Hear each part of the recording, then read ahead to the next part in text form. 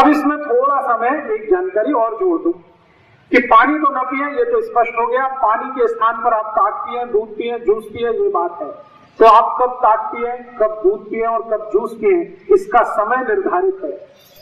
कभी भी ताक नहीं पी सकते और कभी भी जूस भी नहीं पी सकते और कभी भी दूध भी नहीं पी सकते। तीनों का समय निश्चित है। तो आप बोलेंगे क्या समय निश्चित है? सवेरे का नाश्ता अगर किया है तो नाश्ते के बाद आप जूस पी सकते हैं। दोपहर का भोजन किया है तो उसके बाद आप ताक पी सकते हैं। रात्रि का भोजन किया है तो दूध पी सकते हैं। और ये जो निश्चित समय है ना, इसी को ध्यान में रखना, आगे पीछे नहीं करना इसको। मतलब सुबह दूध नहीं पीना कभी भी, शाम को ताक नहीं पीना और दोपहर को जूस नहीं पीना। ये समय जो पक्का किया है ना, इस पर मैंने बहुत ऑब्जर्वेशन किए। कई मरीजों को मैंने कहा कि ये आगे पीछे कर दो। सुबह जो नियम है जूस पीने का वो शाम को करवाया मैंने कुछ मरीजों का, और रात को दूध पीने का सुबह करा दिया। मैंने देखा कि उनकी बीमारी में कोई भी कमी नहीं आई, जैसी पहले थी बीमारी वैसे ही रही। लेकिन जैसे ही इस नियम को ठीक किया, सुबह जूस पीना, रात को दूध पीना, दोपहर को ताक पीना, उनकी बीमारी 6-7 दिन में जड़मूल से चली गई और आज तक स्वस्थ है, दुरुस्त है, तंदुरुस्त। तो आप भी इसका ध्यान रखना। सुबह का नाश्ता, उसके बाद जूस पी सकते हैं। संतरे का रस, मौसमी का रस, ऊस का रस, आम का रस, तरबूज का रस, खरबूज का रस, द्राक्ष का रस, टमाटर का रस, गाजर का रस, पालक का रस, जो पीना है सुबह। और दोपहर का जो खाना खाया है उसके बाद ताक, और रात्रि को जो पिया है, खाना खाया है, उसके बाद दूध। इसको एक और समय के बाद, मैंने कल मैं बहुत विस्तार से बात करूंगा कि दूध और ताक और जूस, इनका समय क्यों निश्चित है। हमारे शरीर में 3 दोषों का हमेशा प्रभाव रहता है, वात का, पित्त का, कफ का। वात का प्रभाव जो होता है वो सुबह होता है सबसे ज्यादा। पित्त का जो प्रभाव होता है वो दोपहर को होता है सबसे ज्यादा, और कफ का जो प्रभाव होता है वो रात को होता है सबसे ज्यादा। तो सुबह के समय शरीर में वात बहुत होता है, वायु बहुत होती है, और सुबह के समय वायु बहुत आवश्यक है शरीर में। अगर वायु का प्रकोप ना हो तो आपको संडास नहीं होगी, और सुबह जिनको संडास नहीं हुई उनकी जिंदगी तो बहुत ही तकलीफ में आने वाली। तो वायु का प्रकोप होने से ही मल और मूत्र दोनों शरीर के बाहर निकलते हैं। वायु है, उसके वेग से ही ये बाहर निकलते हैं। अगर सुबह वायु का प्रकोप ना हो तो ये मल और मूत्र निकलेंगे ही नहीं, और ये नहीं निकले तो शरीर में जहर ही जहर हो जाए। इसलिए प्रकृति ने बहुत सुंदर व्यवस्था की है।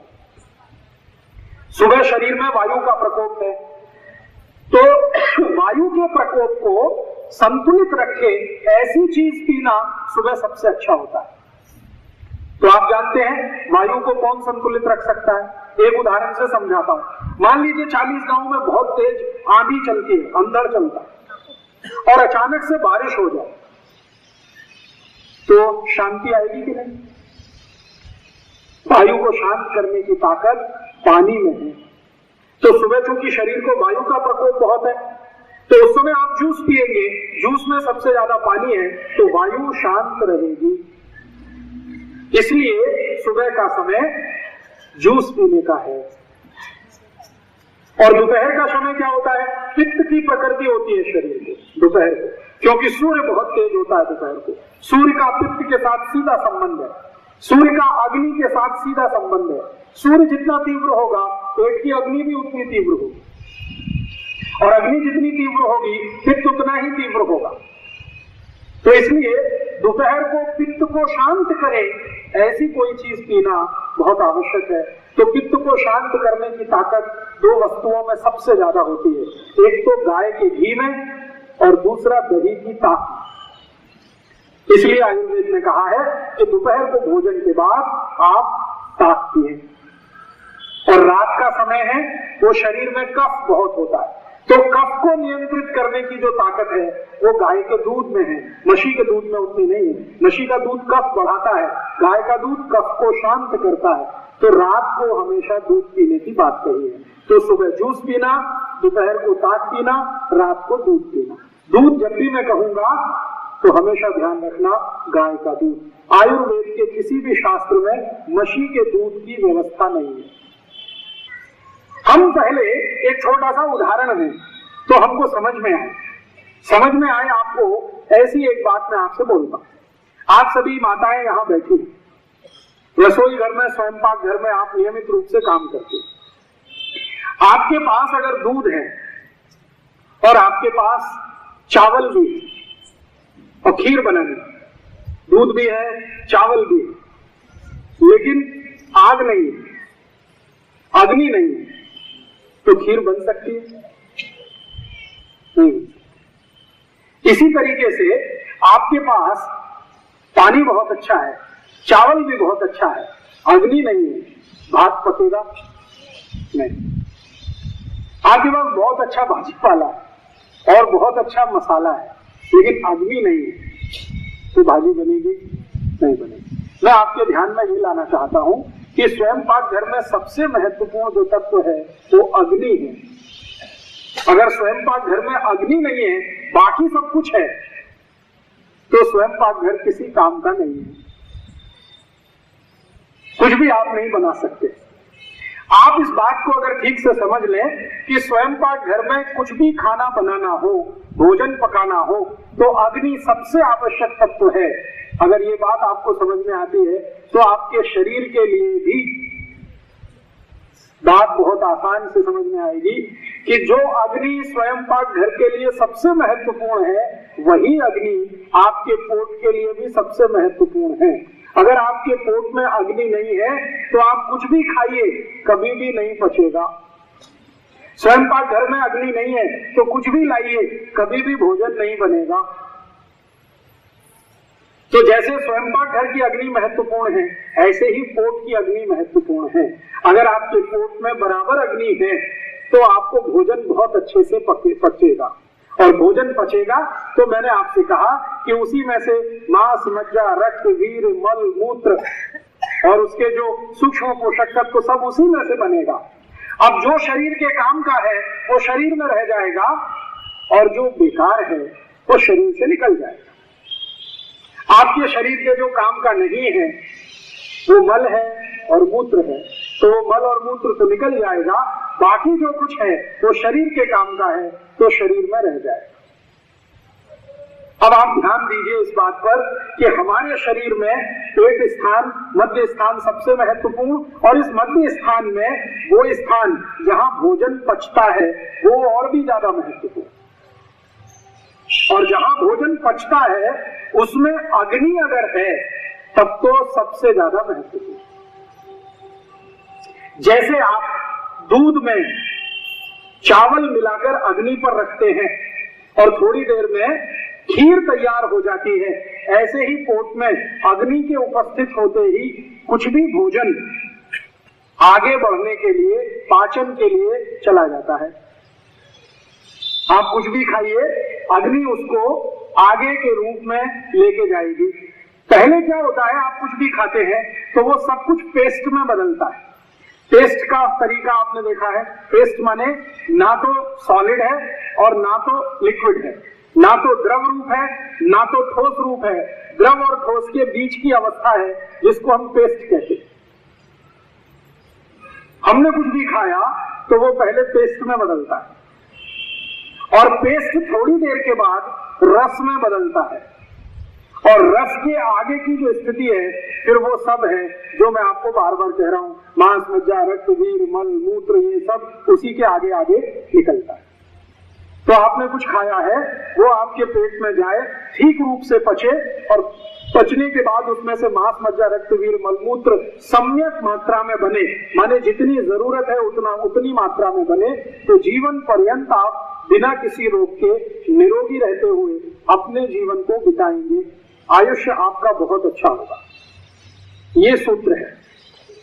अब इस सूत्र के लिए भागवत ऋषि ने सबसे ज्यादा मेहनत करके खोज किया है सबसे ज्यादा। भागवत ऋषि ने इस एक छोटी सी बात पर कि हम जो कुछ भी खाते हैं, खाने के बाद उसका जो पाचन होता है, पाचन के बाद की जो आगे की क्रियाएं हैं, इस पर सबसे ज्यादा रिसर्च भागवत जी ने किया। चरक ने किया, सुश्रुत ने थोड़ा बहुत किया, लेकिन सबसे ज्यादा भागवत ने किया। और सबसे ज्यादा सूत्र इस विषय पर फिर उन्होंने ही लिखे। इसलिए उनके शास्त्र, जिसका नाम है अष्टांग हृदय, उसमें से निकालकर 2-3 सूत्र बताता हूं कि आप जो खा रहे हैं वो ठीक से पचना चाहिए, उसके लिए अग्नि प्रदीप्त होनी चाहिए। इसके लिए सूत्र है। सूत्र क्या है? आपकी अगर पेट में अग्नि अच्छे से प्रदीप्त हो रही है, आप जो कुछ भी खा रहे हैं अच्छे से पच रहा है, तो इसमें ध्यान देने की बात यह है कि कौन कौन से ऐसे तत्व हैं जिनसे अग्नि बाधित हो सकती है। कौन कौन से ऐसे तत्व हैं जिनसे अग्नि बाधित हो सकती है। अब मैं आपसे एक सरल प्रश्न पूछूं तो आपको तुरंत ये ध्यान में आएगा। आपके स्वयंपाक घर में आपने भोजन बनाना है, मान लीजिए खीर बनानी है, आपने दूध और चावल दोनों मिलाकर रख दिया, आपकी गैस जल रही है, बर्नर ऑन है और वो खीर बन रही है। अब अगर मैं इस बर्नर को जलते हुए पानी डाल दूं, आपकी खीर पक रही है, आग जल रही है, मैं इस बर्नर को पानी डाल दूं, क्या होगा? बुझ जाएगी। खीर पकेगी, फिर वही है, जैसी है वैसी रह जाएगी। इसका मतलब ये है कि अग्नि तत्व का पानी के साथ दुश्मनी है। बात समझ में आई? अग्नि तत्व की पानी के साथ दुश्मनी है। अगर अग्नि के ऊपर पानी छोड़ेंगे तो अग्नि शांत हो जाएगी, अग्नि शांत हो जाएगी तो खीर नहीं बनेगी, खीर नहीं बनेगी तो चावल और दूध दोनों खाने लायक नहीं रहेगा। खीर बने तो चावल और दूध खाने के योग्य होगा, खीर बनेगी ही नहीं तो चावल भी खाने लायक नहीं, दूध भी पीने लायक नहीं। इसका महत्व का बात जो समझने का है वो ये कि अग्नि तत्व के ऊपर पानी ना आ जाए, इसका ध्यान हम रखते हैं कि नहीं स्वयंपाक घर में? अगर ये ध्यान आप रोज रखते हैं तो पोट में क्यों नहीं रखते इसका ध्यान? आप बोलेंगे जी हम क्या गलत करते हैं पोट में? आप गलत ये करते हैं कि आपने भोजन किया, भोजन करने के बाद उसको पाचन होना है, पाचन होने के लिए अग्नि प्रदीप्त होगी। जैसे ही आपने भोजन किया फिर गट गट गट गट लोटे पे लोटा पानी पीना शुरू कर दिया। अब क्या होगा? अग्नि बुझेगी क्योंकि पानी और अग्नि की दुश्मनी है। अब लोटे पे लोटा पानी पीते जाएंगे तो अग्नि तो बुझ गई, अब भोजन कैसे पचेगा? स्वयंपाक घर में भोजन कैसे बनेगा? अगर अग्नि बुझ गई, पानी डाल दिया तो वहां जो स्थिति है वही पेट में हो जाएगी। और अगर भोजन नहीं पचेगा तो फिर क्या करेगा? सड़ेगा। और सड़ा हुआ भोजन भागवत ऋषि के अनुसार 103 रोग पैदा करेगा। एक नहीं, 103। मतलब सीधी सी बात यह है कि जो लोग भोजन के बाद गट लोटे पे लोटा पानी पिएंगे उनको जिंदगी में 103 रोग जरूर आएंगे। अब 103 लोग आएंगे तो डॉक्टर के तो मजे आएंगे और आपके घर का पैसा जाएगा। आप रोडपति हो जाएंगे, डॉक्टर करोड़पति हो जाएगा। ये 103 रोग कौन कौन से आएंगे उनकी सूची है भागवत संहिता, जिसका नाम है अष्टांग हृदयम, उसमें पूरी सूची है कि जो लोग भोजन के बाद गट गट पानी पीते हैं उनको 103 रोग कौन कौन से आते हैं। सबसे पहला रोग पेट में जलन होना, जिसको आप कहते हैं एसिडिटी। जो लोग भी खाने के तुरंत बाद पानी पीते हैं 101% नहीं 201%, 1000% उनको एसिडिटी होती ही है। आज नहीं तो कल, कल नहीं तो परसों, 2 साल बाद, 5 साल होने ही वाली है। एसिडिटी तो होना ही है, पेट में जलन तो होने ही वाली है। और ये पेट की जलन आगे बढ़ते बढ़ते छाती तक आती है, फिर छाती में जलन, और आगे बढ़े तो गले में जलन, फिर पूरे शरीर में जलन, किसी को यहाँ पांव में जलन, किसी को यहाँ गुर्दे में जलन, पूरा शरीर में आग ही आग, आग ही आग। और ये अगर आग फैल गई तो पित्त बिगड़ता है, और पित्त बिगड़े तो शरीर भी बिगड़ता है, और शरीर बिगड़े तो जिंदगी बिगड़ती है। इसलिए ध्यान इस बात को देना है कि स्वयं पाक घर में दूध और चावल को पकाते समय आग का जलना बहुत जरूरी है, ऐसे ही हमारे शरीर में खाना खाने के बाद आग का जलना बहुत जरूरी है ताकि भोजन ठीक से पके। इसके लिए पानी का और आग का मेल नहीं है। तो मतलब सीधा सा ये है कि खाना खाने के बाद पानी मत पियो। भागवत ऋषि इस सूत्र को संस्कृत में कहते हैं भोजनांते विषम वारी। भोजन के अंत में पानी पीना विष पीने के जैसा है। विष माने जहर। जो लोग खाना खाने के बाद पानी पीते हैं, भागवत कहते हैं कि वो जान लें कि जहर पी रहे हैं और ये जहर उनको जिंदगी में इतना त्रास देने वाला है, इतनी तकलीफ देने वाला है जिसकी वो खुद कल्पना उस समय नहीं कर पाते जिस समय वो पानी पीते। मैंने वो सूची पढ़ी भागवत ऋषि की लिखी हुई, तो उसमें एसिडिटी माने पेट की जलन पहले नंबर पर है और आखिरी नंबर पर उसमें जो बीमारी है वो है कैंसर। माने पेट की जलन से जो शुरू हुआ तो वो कैंसर तक जा सकता है। माने पेट का कैंसर भी आपको हो सकता है अगर खाने के बाद पानी पीना आपका है तो। और बीच में तो सब बीमारियां भरी हुई हैं। तो यहां से आज से बात शुरू होती है कि आप अपनी जिंदगी में एक छोटी सी चूक कर रहे हैं, वो बंद कर दो आज से। भोजन के बाद पानी नहीं पीना है। भोजन के बाद कभी भी पानी मत पीजिए। भोजन के बाद पानी अगर पिएंगे तो तैयार रहिए 103 रोग आएंगे। उनमें से कई रोग हैं जो आपके गुर्दों के त्रास से संबंधित होंगे, पेट से संबंधित होंगे, रक्त से संबंधित होंगे, वीर्य से संबंधित हो सकते हैं, मस्तिष्क से संबंधित हो सकते हैं। कई तरह की बीमारियां जो पित्त के बिगड़ने से हो जाती है। मतलब यह है कि खाने के बाद अग्नि को जलने दीजिए, पानी गिराकर शांत मत करिए। अब मैं आपको एक और उदाहरण देता हूं तो जल्दी से आपको ये बात समझ में आए। आपने पशुओं को देखा है, पशुओं को, जानवरों को, गाय को, मछली को, गधे को, घोड़े को, बैल को, इन सबको आपने देखा है, अच्छे से देखा है। आप जरा देखिए कि कौन सा पशु है जो खाना खाने के तुरंत बाद पानी पीता है। नाम बताइए किसी एक का। कभी गाय को देखा खाना खाते ही पानी पी लेती है।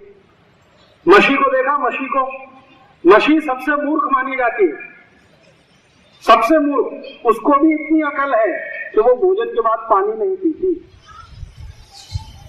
मैंने देखा है मछली सुबह सुबह खाना खाती है, 6 बजे 7 बजे भरपेट खाना खाती है और पानी 11 बजे 12 बजे ही पीती है। मैंने खाना खाने के 4 तास बाद पानी पीती है मछली। उसको भी इतनी अकल है, मनुष्य को नहीं है। मछली से भी गया बेटा है। कुत्ते को देखिए, मछली को देखिए, गाय को देखिए, बैल को देखिए, गधे को देखिए, घोड़े को देखिए, हाथी को देखिए, किसी भी जानवर को देखिए, भोजन करने के साथ कोई भी जानवर पानी नहीं पीता। कम से कम 4 तास, अधिक से अधिक 5 तास के बाद ही सब जानवर पानी पीते हैं। इसलिए किसी भी जानवर को गुर्दे का त्रास नहीं होता। किसी भी मछली को डायबिटीज नहीं होती। किसी भी बैल को मनके का त्रास नहीं होता। सुना है बैल एक दिन में 3 टन वजन लेके जाता है, 3000 किलो, और कम से कम 60 किलोमीटर चलता है। किसी भी बैल को आज तक नहीं सुना कि मनके का त्रास हो गया। और ये मनुष्य 10 किलो का एक पोता उठाए तो मनके का त्रास हो जाए, डायबिटीज हो जाए, अर्थराइटिस हो जाए, अस्थमा हो जाए, 148 रोगों की लिस्ट है जो कभी भी हो जाए। तो मुझे भागवत ऋषि के ये सूत्र को आपके ध्यान में लाना है। मुझे भागवत ऋषि कहते हैं भोजनांते विषम वारी। भोजन के अंत में पानी पीना तो जहर पीने के जैसा है, विष पीने के जैसा है। मतलब मेरा आपको एक छोटी सी सूचना है कि भोजन के बाद पानी मत पियो। तो क्या होगा? आप जो कुछ भी खाएंगे अग्नि प्रदीप्त होगी, अग्नि से उसका पाचन हो जाएगा। पाचन के बाद उसमें से मांस, मज्जा, रक्त, वीर्य, मलमूत्र ठीक से बन जाएगा, वो शरीर के काम आ जाएगा। इसलिए भोजन के बाद पानी मत पियो। तो आप पूछेंगे कब तक नहीं पिए? पशु तो 4 घंटे नहीं पीते, 4 तास। आप अभी मैं आपको एक सरल माहिती दे देता हूं, फिर आप तय कर सकते हैं कि कितने घंटे बाद पिए। हम जो कुछ भी खाते हैं, मैंने आपसे कहा कि पहले वो पेस्ट में बदलता है। पेस्ट आप समझते हैं, कोई वस्तु ना तो द्रव है ना तो ठोस है, बीच की अवस्था है, ना तो सॉलिड है ना तो लिक्विड है, बीच की अवस्था पेस्ट। तो जो कुछ भी खाया वो पेस्ट में बदलता है। इसको लगभग 1 तास लगता है। और पेस्ट के बाद अगला जो चरण है वो है रस बनने का। पहले पेस्ट बनेगा भोजन, फिर बाद में रस में बदलता है। और रस बदलने का जो समय है वो 1 तास से शुरू होता है और 2 तास तक चलता है। आप जानते हैं कोई भी चीज रस बने तो उसमें पानी का होना आवश्यक है, नहीं तो रस नहीं होगा। तो जब भोजन रस बनना शुरू करता है उस समय पानी पीना सबसे अच्छा होता है। तो कम से कम 1 तास बाद, जास्ती से जास्ती 2 तास बाद पानी पीना। आप बोलेंगे अरे ये कैसे होने वाला है, हमारी तो आदत पड़ी हुई है। बहुत लोगों को मैंने देखा है कि भोजन कम पानी ज्यादा पीते हैं। 1 लोटा नहीं 2-2 लोटा लगता है उनको, 3-3 लोटा लगता है। ये आदत बदलनी पड़ेगी, नहीं तो आप स्वस्थ नहीं रह सकते। अगर आपको स्वस्थ होना है, पेट के रोगों से मुक्ति पानी है, तो भोजन के बाद पानी पीना तो बंद करना ही पड़ेगा। तो आप ये पूछ सकते हैं कि कुछ और पी सकते हैं क्या? हाँ, कुछ और पी सकते हैं। भागवत ऋषि ने एक सूत्र लिखा, उसमें पहला सूत्र तो ये भोजनांते विषमवारी, भोजन के अंत में पानी पीना विष पीने के बराबर है, माने पानी मत पियो। 1 तास से 1.5 तास के बीच में पानी पियो। दूसरी बात उन्होंने ये लिखी है कि अगर कुछ पीना ही है द्रव रूप में तो भोजन के बाद आप ताक पी सकते हैं, भोजन के बाद दूध पी सकते हैं, और भोजन के बाद कोई भी फल का रस पी सकते हैं, पानी नहीं पी सकते। ताक पी सकते हैं, दूध पी सकते हैं, फल का रस पी सकते हैं, पानी नहीं पी सकते। अब आपके मन में तुरंत एक प्रश्न आता कि ताक पी सकते हैं, पानी क्यों नहीं पी सकते? ताक में भी तो पानी ही है कि नहीं? दही तो थोड़ा ही है, पानी तो ज्यादा है। और दूध में भी तो पानी ही है, और रस में तो पानी ही पानी है। तो रस पी सकते हैं, ताक पी सकते हैं, दूध पी सकते हैं, तो पानी क्यों नहीं पी सकते? इसका उत्तर मैं सरल तरीके से देता हूं। आपने कोई फिल्म का गीत सुना? मुझे फिल्म का नाम याद नहीं, गीत याद है, पानी रे पानी तेरा रंग कैसा, जिसमें मिला दो उस जैसा। ये है ना, ये गीत आपके शरीर की फिलॉसफी है। पानी रे पानी तेरा रंग कैसा, रंग से मतलब गुण, उसके गुण कैसे हैं पानी के? पानी के अपने गुण कुछ भी नहीं है, जिस चीज में आप मिला देते हो वैसा ही है। पानी को दही में मिलाया, ताक बनेगी, तो उसमें पानी का गुण नहीं आएगा, दही का आएगा। पानी को दूध में मिलाया तो पानी में पानी का गुण नहीं आएगा, दूध का गुण आएगा। अगर आम का रस निकाला आपने और उसमें पानी मिलाया तो उसमें पानी का गुण नहीं आएगा, आम का गुण आएगा। संतरे का रस निकाला, उसमें पानी मिला दिया तो पानी नहीं रहेगा, वो संतरे का गुण उस पानी में आ जाएगा।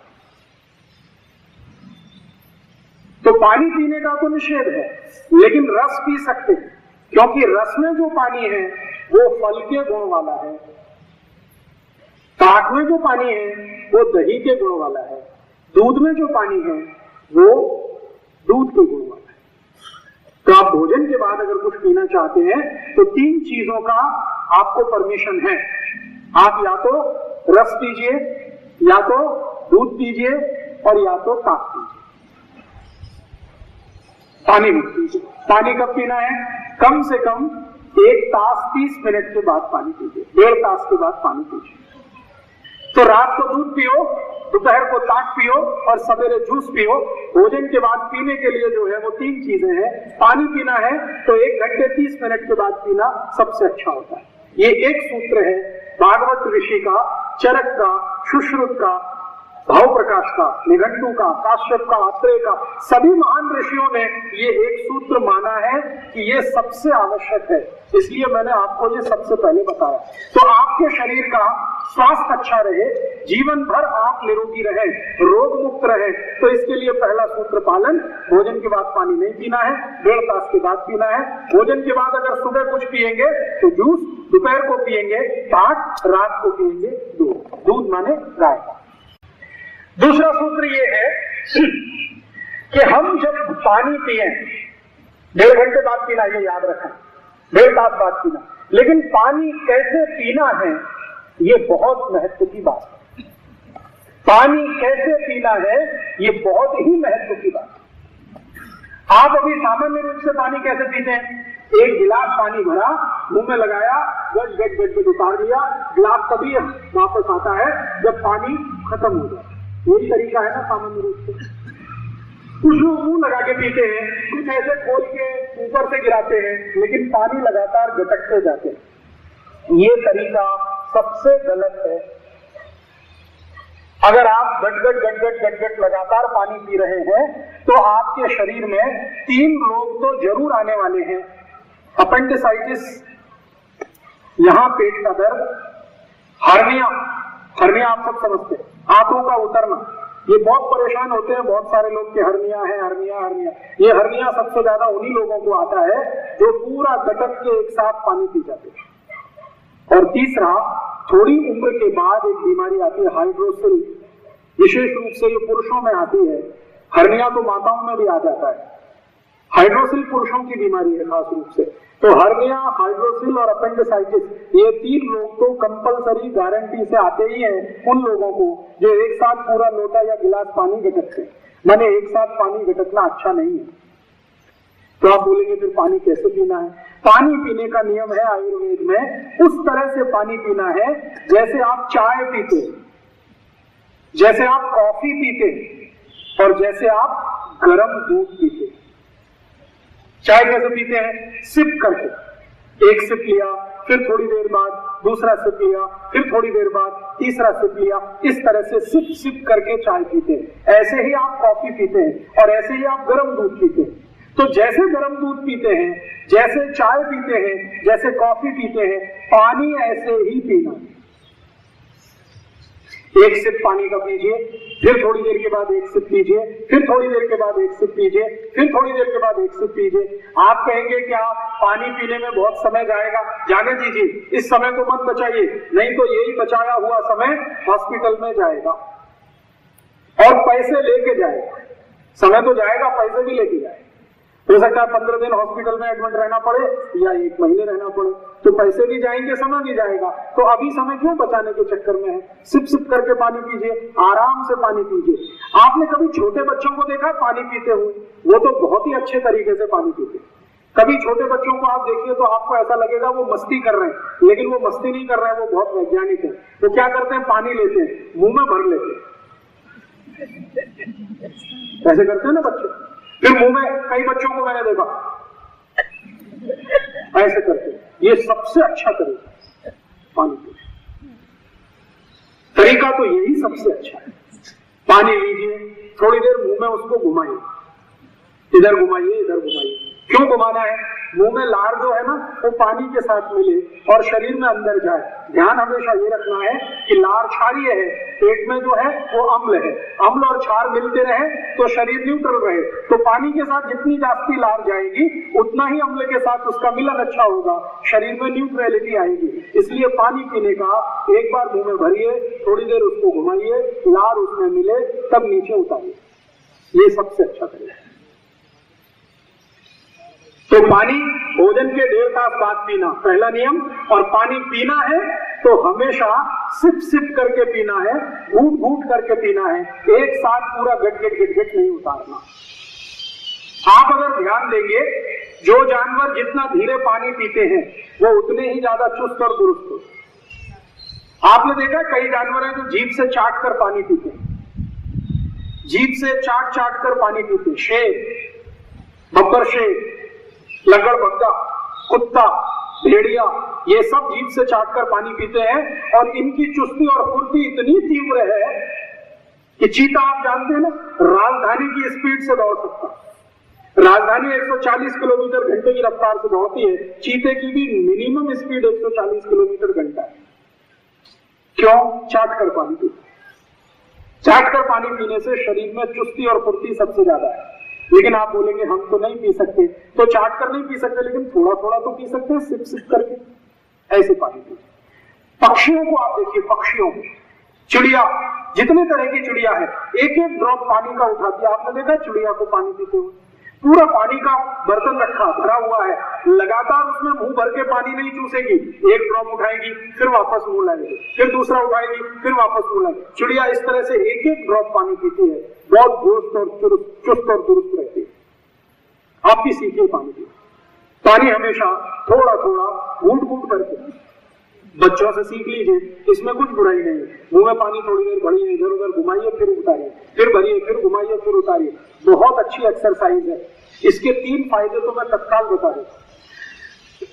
अगर आप सिप करके पानी पी रहे हैं तो मैं आपको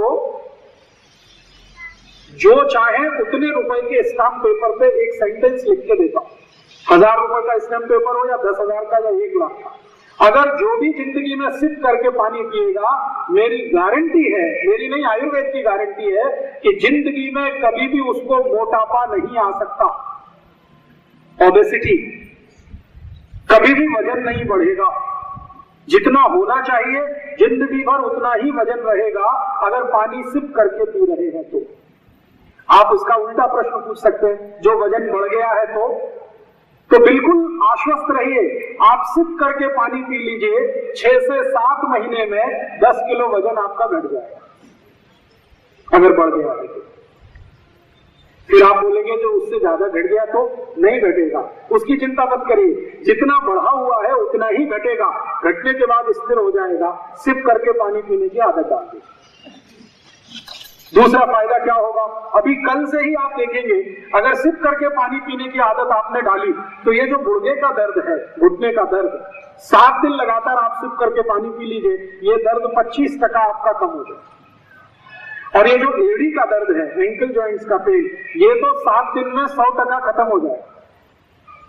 और ये जो जॉइंट्स में पेन आपको होता है, ये 25 से 30% 7 दिन में कम हो जाए। और सवेरे सवेरे सोकर उठते ही जिनको सिर दर्द होता है, चक्कर आते हैं, कमजोरी महसूस होती है, ये 7 दिन में तीनों ही गायब हो जाए। चक्कर आना, सिर दर्द होना, कमजोरी महसूस। पानी पीना है, सिप करके पीना है, थोड़ा थोड़ा थोड़ा थोड़ा घूट घूट करके पानी पीना। पहला सूत्र था, खाना खाने के बाद पानी नहीं पीना है, 1.5 घंटे के बाद पीना है, और पीना है कुछ तो ताक पीनी है दोपहर को, जूस पीना है सुबह और दूध पीना है रात को। दूसरा सूत्र है वो ये कि पानी हमेशा पीना है तो घूट घूट थोड़ा थोड़ा थोड़ा थोड़ा पीना है। तीसरा सूत्र है वो बहुत महत्वपूर्ण है, वो ये है कि आपको कभी भी जिंदगी में ठंडा पानी नहीं पीना। ठंडा पानी कभी नहीं पीना। ठंडा पानी से मतलब क्या है? ठंडे पानी से मतलब है रेफ्रिजरेटर में रखा हुआ पानी, ठंडे पानी से मतलब है बर्फ डाला हुआ पानी, ये कभी भी नहीं पीना। क्यों? आप ही मुझे बताओ, अगर आपका शरीर ठंडा हो जाए तो अच्छा है? नहीं तो क्यों चाहते हैं आप ठंडा पानी पीना? अगर शरीर ठंडा नहीं हो तो अच्छा है, और हो जाए ठंडा तो आप मर जाएंगे, तो क्यों ठंडा पानी पीना चाहते हैं? शरीर के अनुकूल नहीं है। तकलीफ क्या आती है वो समझ लीजिए। आप जैसे ही ठंडा पानी पीते हैं, शरीर ठंडा ना हो जाए इसके लिए पोट में वो पानी गर्म करना पड़ता है। आप कितना भी ठंडा पानी पिएंगे, पोट उसको गर्म करेगा, और पानी को गर्म करने के लिए ऊर्जा लगती है, और वो ऊर्जा है आपका रक्त। तो ज्यादा ठंडा पानी पिएंगे तो पोट उस पानी को गर्म करने के लिए पूरे शरीर से रक्त को खींचेगा, तो शरीर का सारा रक्त पोट में आएगा, तो शरीर के बाकी अंगों और उपांगों को रक्त की कमी आ जाएगी उतनी देर के लिए जब तक वो पानी गर्म नहीं होता। और अगर शरीर के अंगों को बार बार ये रक्त की कमी आती रही तो ये अंग खराब हो जाएंगे, और आपको कभी भी हार्ट अटैक आ सकता है, किडनी फेल हो सकती है, लीवर डैमेज हो सकता है, आपके किसी भी शरीर के अंग का कबाड़ा निकल सकता है। इसलिए ठंडा पानी कभी नहीं पीना। और ठंडे पानी का एक दुष्परिणाम, वो मैंने खुद देखा है मेरी आंखों से, जो लोग बहुत ठंडा पानी पीते हैं उनकी अंतड़ियों में संकुचन बहुत आ जाता है, इंटेस्टाइन संकुचित हो जाए। और इंटेस्टाइन अगर संकुचित हो तो फिर पेट साफ नहीं हो सकता, संडास साफ नहीं आएगी, और जिनको संडास नहीं आएगी उनको कॉन्स्टिपेशन होगा, और कॉन्स्टिपेशन मदर डिसीज है, सभी बीमारियों की आई है कॉन्स्टिपेशन। अगर एक कॉन्स्टिपेशन आ गया, कोष्ठबद्धता, कब्जियत, तो सैकड़ों बीमारियां अपने आप चल के आएगी। आप हमेशा पानी कैसा पीना, तो आप बोलेंगे घड़े का पानी पी सकते हैं क्या? हाँ, घड़े का पी सकते हैं। मिट्टी के बने हुए घड़े का पानी कभी भी चिल्ड वाटर नहीं होता। चिल्ड वाटर का मतलब है जिस पानी का तापमान 15 डिग्री से कम हो, और मिट्टी के घड़े में पानी आप रखेंगे तो उसका तापमान जो रूम टेम्परेचर है उससे 2 या 3 डिग्री ही कम होता है, ज्यादा कम नहीं होता। इसलिए मिट्टी के घड़े का पानी पी सकते हैं, वो ठंडा नहीं माना जाता। तो आप अभी गर्मी का दिन है, मिट्टी के घड़े का पानी पियो, फ्रिज का पानी मत पियो। जो फ्रिज का पानी पियोगे तो जिंदगी भर 2 बीमारियों से लड़ना ही पड़ेगा आपको। एक तो ये गुर्दे दुखना, कमर दुखना, कंधे का त्रास, और दूसरा वजन बढ़ता ही जाएगा। कमर भी दुखेगी, घुटने भी दुखेंगे, वजन भी बढ़ेगा, और कोई डॉक्टर दुनिया का आपको ठीक नहीं कर पाएगा इस बीमारी से। वो कहेगा वजन घटाने के लिए कुछ दवा खा लो, दवा खाएंगे थोड़े दिन घटेगा, फिर उससे भी ज्यादा बढ़ जाएगा और तकलीफ आएगी। कहेगा घुटने का दर्द खत्म करने के लिए पेन किलर खा लो, जितनी देर दवा खाएंगे घुटने का दर्द बंद रहेगा, फिर दवा का असर खत्म हुआ फिर वापस आएगा। इसलिए फ्रिज को पानी के लिए उपयोग नहीं करना, ये आप अपने घर का नियम बना लो। फ्रिज का पानी, बर्फ डाला हुआ पानी गलती से भी नहीं पीना। ये तीसरा सूत्र है। और आज के व्याख्यान में चौथा और आखिरी सूत्र, आगे के सूत्र फिर कल बात करो। चौथा और आखिरी सूत्र वो ये है कि आप जब सवेरे सोकर उठते हैं तो सबसे पहले आपको पानी पीना। सुबह उठते ही सबसे पहले पानी पीना है। अब वैसे तो आयुर्वेद में इस सूत्र में जो शब्द इस्तेमाल किया गया है उषापान, उषापान का मतलब होता है सुबह सुबह जब आप 4 साढ़े 4 बजे उठते हैं, वो समय जो है उषा का समय कहलाता है, उषा काल। उषा काल, उषा काल में पिया हुआ पानी उषापान। तो वैसे तो आदर्श है कि सुबह आप 4:30 5 बजे उठें और उठते ही पानी पिए, लेकिन अगर आप नहीं उठ पाते हैं 4:30 5 बजे, तो जब उठें उठते ही पानी पिए। माने आपके दिन की शुरुआत पानी से करें। महत्व की बात है वो ये, आपका दिन शुरू होना चाहिए पानी के साथ, चाय से नहीं, कॉफी से नहीं, दिन शुरू होना चाहिए पानी के साथ। उठते ही पानी पिए। और पीने का तरीका मैंने पहले बता दिया, सिप सिप करके, थोड़ा थोड़ा करके पिए। ठंडा पीना नहीं है, घड़े का पी सकते हैं, नहीं तो सादा पानी पिए। पानी सुबह उठते ही पीना है। अब आप बोलेंगे जी कितना पिए? तो आयुर्वेद तो कहता है कि कम से कम 1.25 लीटर। 1.25 लीटर माने कम से कम 4 गिलास। आप बोलेंगे जी हमारे बस का नहीं है, तो आप ऐसा करिए 1 गिलास से शुरू करिए। पहले 1 गिलास पीने की आदत डाल दीजिए, थोड़े दिन में आदत पड़ जाएगी। शरीर जो है ना इतना फ्लेक्सिबल है कि आप इसको जैसी आदत डालो वैसे ही पड़ जाती है। तो 1 गिलास से शुरू करिए, थोड़े दिन 1 गिलास पीते रहिए, फिर धीरे धीरे 1.5 गिलास करिए, फिर 2 गिलास करिए, फिर 2.5 करिए, बढ़ाते जाइए। आप बोलेंगे सुबह प्यास नहीं लगती, बिना प्यास के पिए, उठते ही पानी पिए। इसके 2 बड़े कारण हैं। पहला कारण क्या है, रात्रि को जब आप सो गए तो मुंह में जो लार बनी वो अंदर नहीं गई, तो इधर उधर जमा है। उठते ही आप पानी पिएंगे तो ये अंदर जाएगी, और सुबह की जो सबसे प्रथम बार की जो लार होती है वो पूरे दिन में सबसे अच्छी मानी जाती है, सोने के जैसे बराबर मानी जाती है। तो इसलिए उठते ही पानी पिएंगे तो चारों तरफ जो लार जमा है वो पानी के साथ अंदर गई, पहला फायदा। दूसरा फायदा ये है कि सुबह मैंने आपको पहले बोला था ना, ध्यान दिया कि सुबह का समय वायु का होता है। सुबह का समय वायु का प्रकोप शरीर को होता है। वायु का ताकत लेकर कम करना है तो पानी ही है।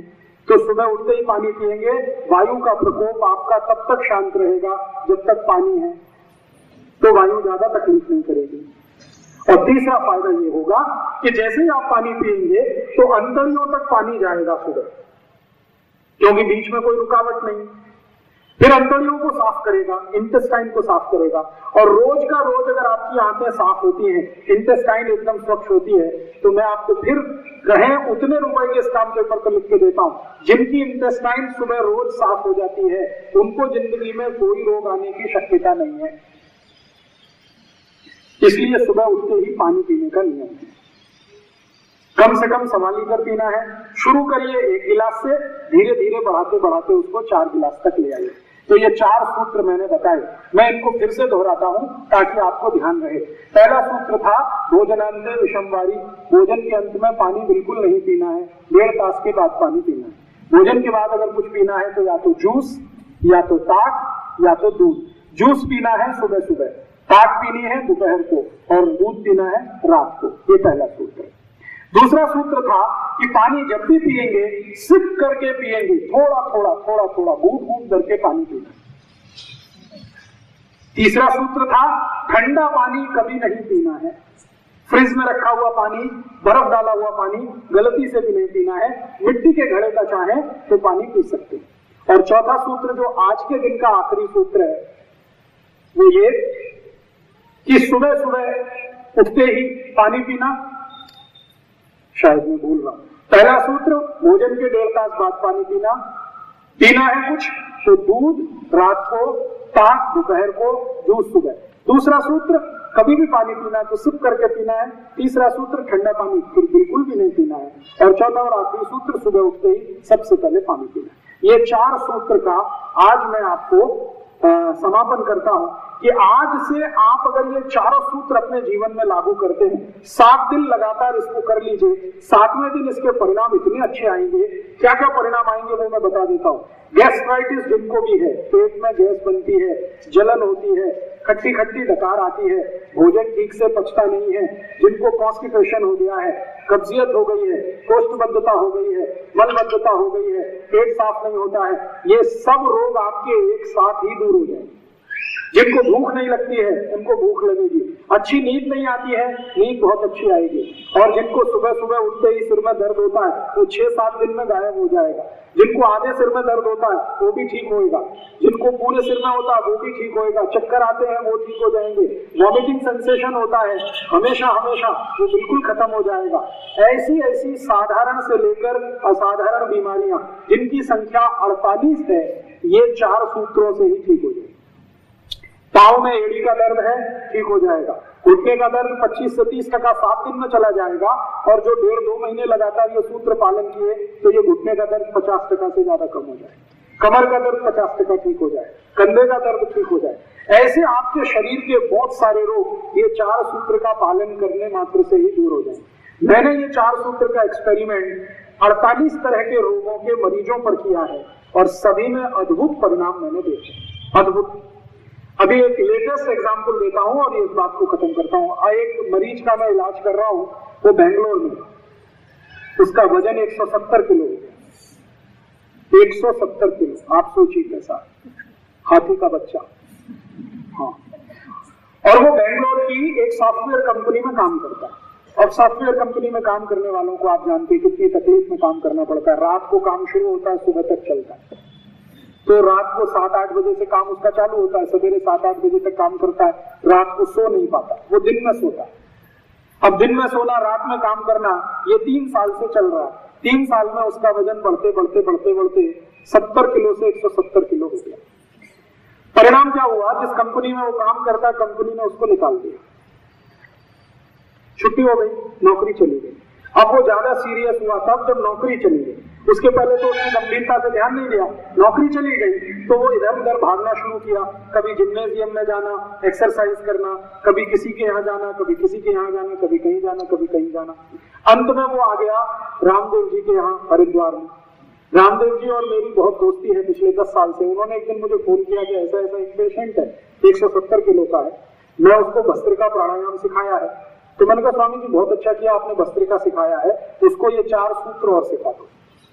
सुबह उठते ही पानी पीना, भोजन के 1.5 तास के बाद पानी पीना, पानी हमेशा सिप करके पीना, और ठंडा पानी कभी नहीं पीना।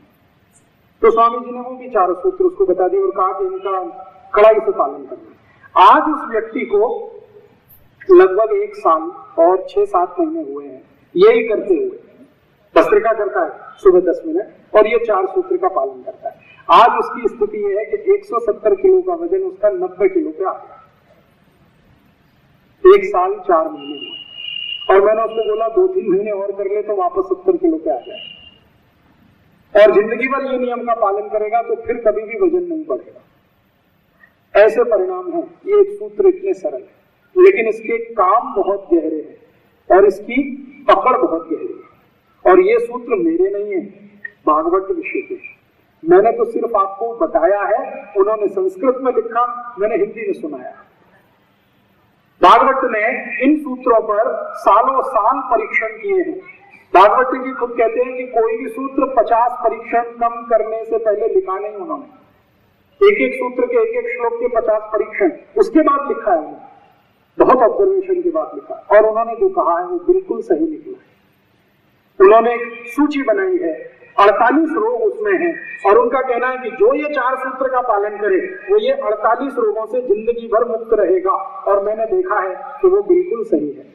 इसलिए आपकी जिंदगी में बिना किसी दवा के और बिना किसी अतिरिक्त मेहनत के आप ठीक और निरोगी रहना चाहते हैं, स्वस्थ रहना चाहते हैं तो ये 4 सूत्र बहुत सरल है। इनका आज से ही अपने जीवन में पालन शुरू कर दीजिए। पहला सूत्र है भोजन के 1.5 तास बाद पानी पीना है। दूसरा सूत्र है पानी सिप सिप करके पीना है। तीसरा सूत्र है ठंडा पानी कभी नहीं पीना है और चौथा सूत्र है सुबह उठते ही पानी पीना है।